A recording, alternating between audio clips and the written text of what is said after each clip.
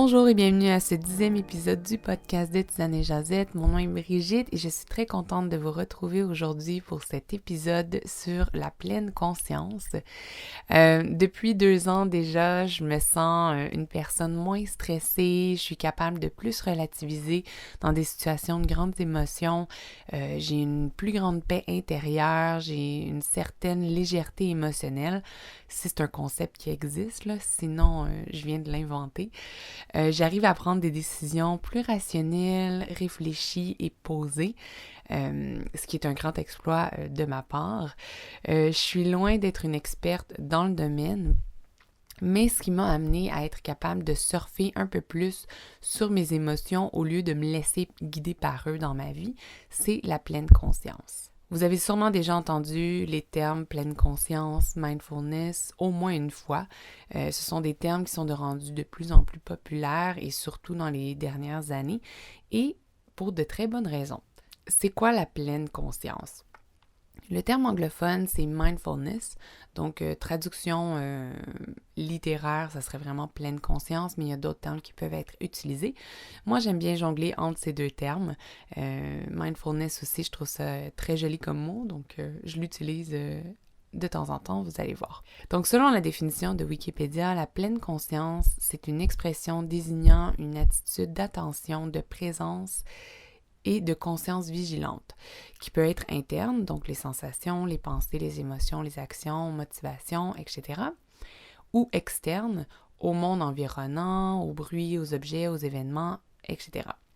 En gros, c'est d'être dans le présent, ici et maintenant, et pas ailleurs, à 100%. Prendre chaque chose comme elle vienne et en son temps, comme on dit. D'être capable d'être à 100% dans le moment présent, ça n'a rien de facile et ça demande de la pratique, j'en conviens. Et surtout, il faut se rappeler de le pratiquer. C'est ce qui est le plus difficile selon moi. Parce que notre cerveau a tendance à vraiment aller sans cesse de gauche à droite, d'aller dans le passé, de sauter au futur, de penser à nos projets, à ce qu'on va cuisiner ce soir pour souper.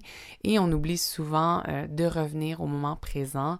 Le premier ouvrage qui m'a initié au mindfulness, c'est le livre « Comment devenir un Bouddha en 5 semaines » que j'ai lu il y a environ 6 ans. C'est un livre sur l'éveil spirituel d'un point de vue très rationnel par l'auteur et le sujet de la pleine conscience est abordé durant plusieurs pages. À la découverte du livre, j'étais vraiment curieuse parce que sa couverture est assez drôle. Si jamais vous mettez la main dessus.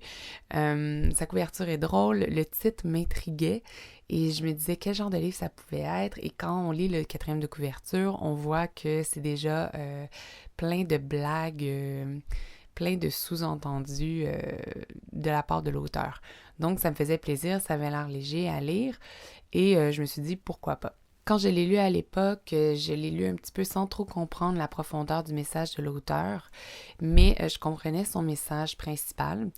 Donc, c'est pas un livre très, très difficile à comprendre, très compliqué à lire, mais j'ai pas fait les exercices. Il y a des exercices à faire à chaque chapitre et je les avais pas pratiqués, donc ça l'a pas aidé à ma compréhension à l'époque. Je l'ai relu l'an dernier et j'ai réalisé beaucoup plus de choses durant ma relecture, comme l'importance de la pleine conscience pour vivre une vie plus sereine, par exemple. Comme j'ai dit, le livre est sur l'éveil spirituel, donc il n'est pas concentré seulement sur la pleine conscience. Je vais pas en parler trop parce que c'est pas le sujet de cet épisode, mais je vais vous laisser en information tout le lien vers le livre. Si ça vous tente d'aller jeter un coup d'œil, je vous dis, ne vous fiez pas au titre simplement. Le livre est léger, drôle et ça parle pas de religion, mais bien de philosophie de vie. Ma première vraie expérience de mindfulness volontaire, si je peux le dire comme ça, c'était il y a 5 ans sur l'île de Shikoku dans un temple. Donc, durant mon pèlerinage, il y a 5 ans, j'ai eu la chance d'aller faire une méditation silencieuse qui a été introduite par un moine bouddhiste dans un temple en plein milieu de la nature, en fait. Les conditions étaient parfaites. Mais je me souviens avoir eu beaucoup de difficultés à me concentrer. Je partais constamment dans mes pensées et je me tapais sur les doigts quand je me prenais la main dans le sac. à ne surtout pas faire quand vous commencez à méditer. C'est tout à fait normal, mais à l'époque, je m'en voulais de ne pas être capable, en fait, de suivre les instructions qu'on m'avait données. Je me disais, ça a l'air tellement simple, ça devrait être facile, je devrais être capable d'y arriver. On m'avait guidée en me disant de me concentrer sur ma respiration et essayer de faire le vide dans ma tête. C'est pas évident quand on sait pas à quoi ça peut ressembler le vide. C'est souvent ce qu'on entend quand on entend des gens parler de méditation, donc c'est de faire le vide, de penser à rien, mais c'est beaucoup plus compliqué que ça. Et d'un autre côté, la méditation, c'est assez simple pour être accessible à tous. Mais ça prend, vous l'avez deviné, de la pratique. Avec du recul maintenant, je comprends que la première séance de méditation est de loin la plus efficace de toutes. Donc, je m'en veux pas d'avoir réagi ainsi. Ça me fait même sourire maintenant plus qu'autre chose. Je vous parle ici de méditation parce que c'est cette première séance qui a été ma première expérience de pleine conscience. Mais sachez qu'il existe plusieurs techniques pour arriver au mindfulness et la méditation en est une seule d'entre elles. Donc, en gros, la méditation est un outil qui permet d'arriver au mindfulness, mais c'est un outil parmi tant d'autres. Si jamais le sujet de la méditation vous intéresse, j'ai un billet sur le blog de Tisane et Jazette sur le sujet. Je vous mets le lien dans les notes de l'émission.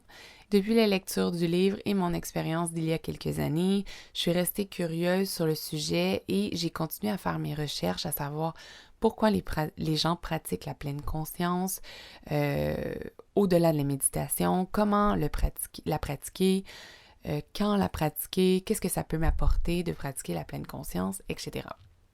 Il y a 2 ans, j'ai commencé sérieusement à méditer et c'est là que j'ai découvert qu'on peut être en pleine conscience en faisant nos activités quotidiennes également. C'est là que j'ai découvert que la méditation n'était seulement qu'un outil parmi tant d'autres. J'ai découvert d'autres techniques pour atteindre la pleine conscience comme marcher, cuisiner, manger et même avoir une conversation en pleine conscience. Maintenant, pratiquer le mindfulness, pour moi, c'est plus aussi difficile qu'avant, même si je suis loin d'être une pro-master dans le domaine, là. Ça me vient simplement plus naturel tous les jours et même plusieurs fois par jour. C'est une pratique en constante évolution et j'en découvre tous les jours un peu plus. Comme je l'ai dit un petit peu plus tôt, d'intégrer la pleine conscience dans mon quotidien me permet d'avoir des moments de tranquillité et de bien-être pour moi ici et là tout au long de ma journée. D'être moins stressée, d'être plus reconnaissante et d'apprécier plus la vie. Comme par exemple, prendre un bon thé ou une tisane le matin à mon réveil. Et savourer chaque gorgée une par une est une activité que je fais régulièrement en pleine conscience. Je vais prendre le temps de choisir mon thé, de verser l'eau chaude en écoutant le bruit de l'eau et en sentant les vapeurs qui émanent de la tasse. Je vais ensuite prendre le temps de regarder mon thé, la couleur de celui-ci et de bien sentir l'odeur du thé avant de prendre ma première gorgée. Je vais prendre ma première gorgée en la savourant chacune de ces saveurs s'il y en a plus qu'une et apprécier la température parfaite de mon breuvage. Cette petite cérémonie que je m'offre tous les matins, ça ne me prend pas plus de temps à l'exécuter et ça me permet de ralentir et de revenir au moment présent et vraiment pouvoir profiter de mon thé au maximum. C'est avec le temps aussi que j'ai appris qu'on n'a pas besoin de rien changer dans notre vie pour être plus conscient. Il faut simplement porter attention aux petites choses autour de nous. La pleine conscience m'a vraiment aidé à changer plusieurs aspects de ma vie. C'est pourquoi c'est un sujet sur lequel je suis très passionnée. C'est une pratique qui vous appartient et c'est ça qui est beau dans tout ça. Mon but, c'est de vous partager comment j'intègre la pleine conscience dans mon quotidien et dans quelle sphère de ma vie. Donc, attendez-vous à d'autres épisodes sur le sujet. J'aimerais vraiment entendre votre histoire et où vous en êtes dans votre pratique de la pleine conscience. Vous pouvez me rejoindre sur Instagram à Tisane et Jazette en un mot, me laisser un commentaire sur le blog sous la publication de cet épisode ou même m'écrire sur la page Facebook de Tisane et Jazette. Partagez cet épisode autour de vous si la pleine conscience est un sujet qui vous parle. Pour terminer, voici une citation d'Edgar Tolle qui est un peu le père moderne de la pleine conscience, si vous voulez. Donc, cette citation me rappelle énormément de revenir au moment présent et de ne pas oublier de pratiquer ma pleine conscience. Le moment présent est le seul qui existe vraiment. Merci beaucoup de m'avoir écouté et à très bientôt!